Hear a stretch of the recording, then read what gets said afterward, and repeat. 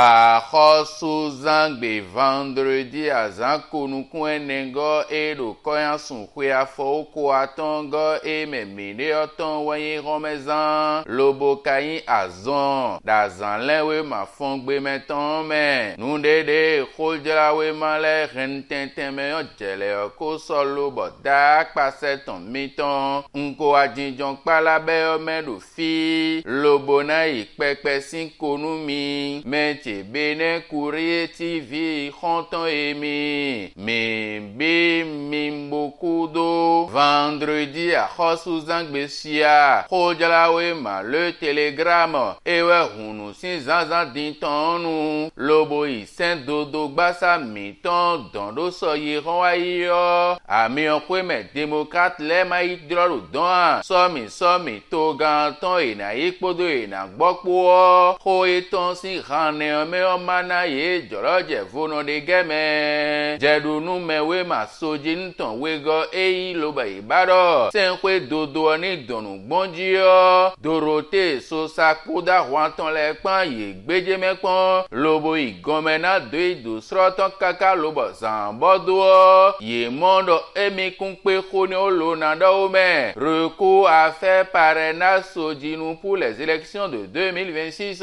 la cour constitutionnelle se déclare incompétente sur le recours du parti LD. Khojalawe ma matin libre de Saint-Dodo gbasa miton do khonio e so emigon yo. Dudo tongolo emi bisese. Nukede uten khouton ran bisese da gbada khosa don. Le potentiel okende lodo. E kunsodo khovodon de na inwe omen. Somi toganton e do 2026 lo jawe yo ami onkwe me démocrate le d'autant me gan e ko de dede alisado ne le matinal wado PCD présidentiel de 2026 terminus pour les démocrates nous kondido eton edo somi to ganton si an le khodin yo e kwa po me moyi maso si kudo d'autant me na iwege wenu e sen dodo ro dido edo annulation parrainage sojinton kode kuno emi gombo emi do na dodo khoni wo ni no mo gba won se na khoyoka ko jazoton wa jazun po lobo duo candidat e na isomi ne do ton me o yiko iton ko ton lo ko jagba khojalawe ma l'informateur do de se na khoyodogbon wo gba di yo wada ipodo hun pepan ye wajona huzu pankan idele do somi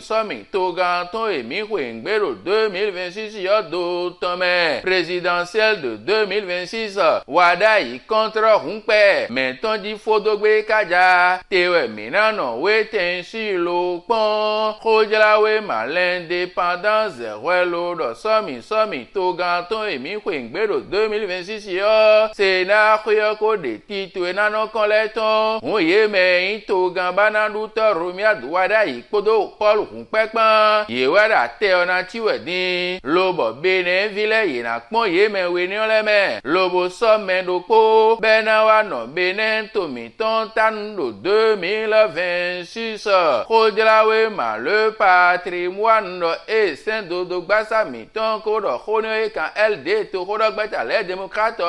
emi kun si ku pe o lo kan zin tonu zin lo kan sa tonu sa wo somi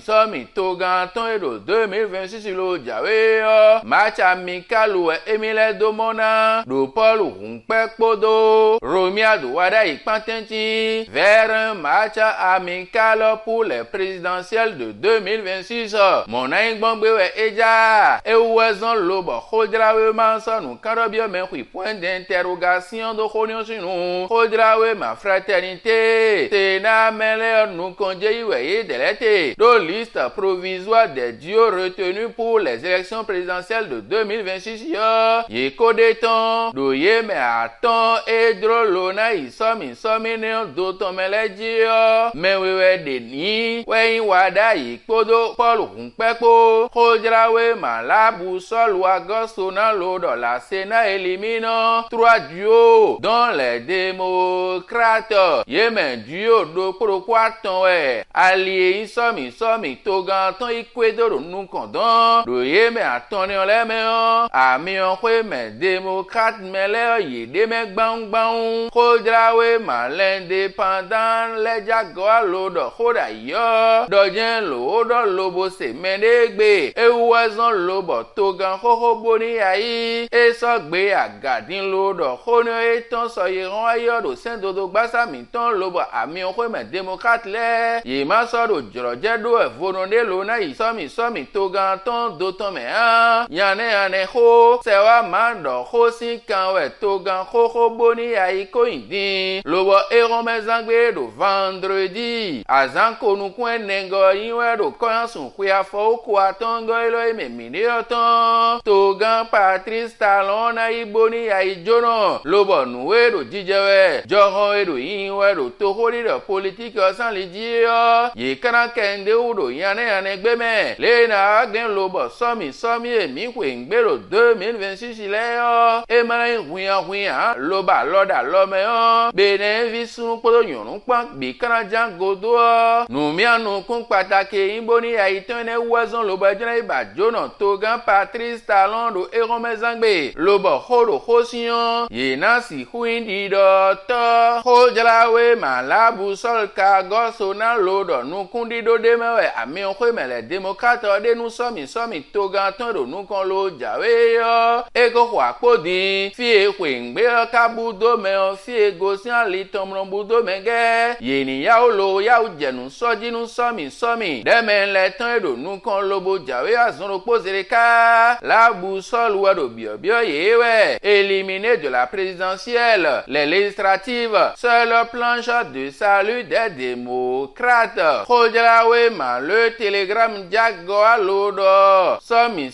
khodobu e mi kwingbero 2026 yo ingleja katolika meleda losun alomenu to horoto tozo atobi seseweme jolokoko no lobo yi somi odie nu e kan ton si somi ongudo ekwedo lobo na joloje mebi sese lobo nu somi ni oyi ni ido ton me yo alo esun alomenu gan pa wan po di sipa mi opan we ye me ingleja katolika melede gaye ndiene élection générale de 2026 au Bénin l'église catholique souhaite des échéances libres transparentes et inclusives wenu eye to khodoto tozo atola do somi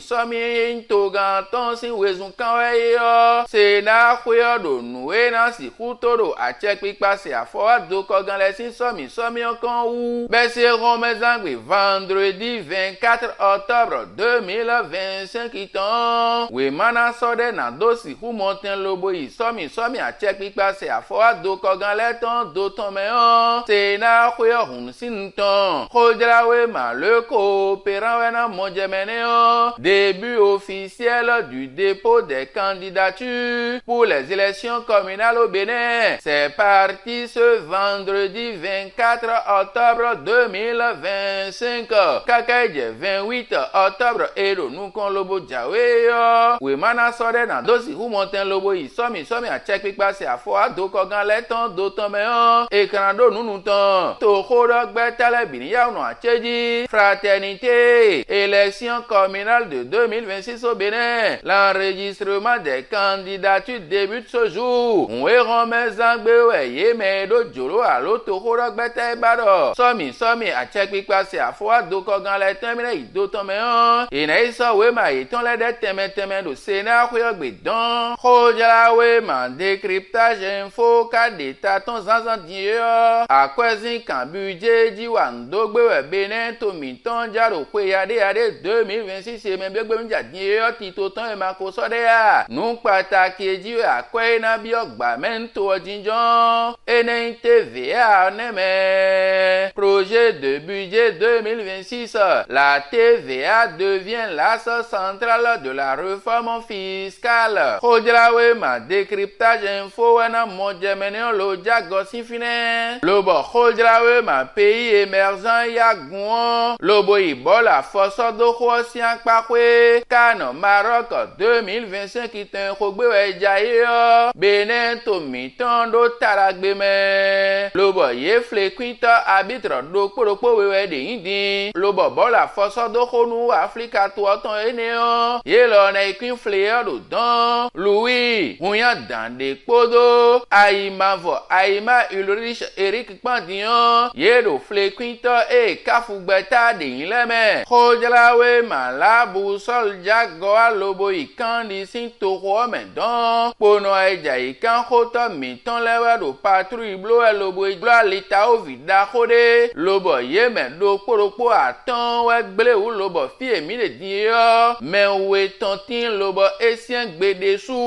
Hodjalawe Ma Libération, Azando Poropo Gbawayan Jo Toton Lobo Kino Pogen Kwe Toton, Yeme no fin Kula Kan le Dion Aloje do Poropo Eton We Ume, Lobo Ye Koro Kula Kan Lodo 600 Loba Loa Jehu, vol de câbles électriques, 2 individus arrêtés en flagrant délit. Asemo Anatuno Yero Kula Kan Fiebe Wawli Yene, Nu Wo Nuta, Mimaka Kotuno Gamen Wo Weno Ya, Nu Nede Kodra Male Renwe Rome vendredi à Hosuzangbeo, et ça de Mona Huea.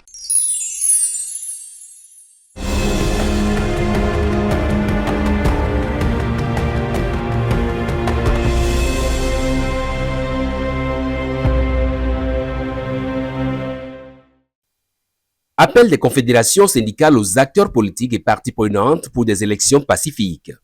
Depuis quelques mois, en application des dispositions constitutionnelles et légales relatives aux élections politiques en République du Bénin, le processus d'organisation des élections législatives et communales couplées du 11 janvier 2026, de même que celle présidentielle du 12 avril 2026, a été lancé par la Commission électorale nationale autonome Sénat. En référence aux obligations découlant du déclenchement de ce processus, les différents acteurs en charge du dit processus, de même que les parties prenantes s'activent à jouer chacun en ce qui le concerne, sa partition dans ce tournant historique de la vie démocratique de notre pays. L'effervescence est manifeste et la tension monte. En tant qu'organisation représentant les travailleuses et travailleurs du Bénin, actrice de la paix et de la stabilité sociale, la CSA Bénin, la CGTB et l'UNSTB s'engagent à prévenir les conflits et à promouvoir le dialogue plutôt que la confrontation. C'est à juste titre qu'inquiète de la montée de la tension au sein de l'opinion et de l'allure des débats en ce début de processus électoral général, elle se refuse de se réfugier dans une attitude d'observateur passif de ce processus dont dépendent la paix et la quiétude des citoyens au nombre desquels figurent leurs membres. La CSA Bénin, la CGTB et l'UNSTB rappellent que la paix sociale est la condition essentielle de tout développement économique et social durable. Elle rappelle également l'importance de la responsabilité individuelle et collective pour garantir la paix et la stabilité sociale, même dans les moments de forte tension politique. En conséquence, la CSA Bénin, la CGTB et l'UNSTB demandent avec insistance aux acteurs politiques de respecter les règles du jeu démocratique et de ne pas polariser la société. Il est tout aussi primordial que les autorités électorales, les candidats, tous les acteurs et parties prenantes respectent les règles du jeu et garantissent un processus électoral transparent et équitable pour tous. Il est particulièrement important que chaque acteur ou partie prenante appelé à poser un acte quelconque dans le cadre du processus électoral en cours mesure la portée de son acte et ses conséquences sur la paix et la stabilité sociale, de même que sa responsabilité devant l'histoire. La CSA Bénin, la CGTB et l'UNSTB rappellent que la paix n'est pas un vain mot, elle est le résultat d'attitudes, d'actes et de gestes individuels et collectifs.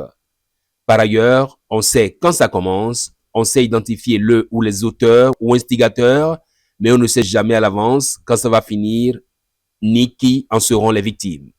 En tout état de cause, la CSA Bénin, la CGTB et l'UNSTB rendent les différents acteurs et parties prenantes responsables devant l'histoire des conséquences de leurs actes et les appellent à préserver et à promouvoir la paix toutes les fois qu'ils auront à jouer leur partition dans ce processus.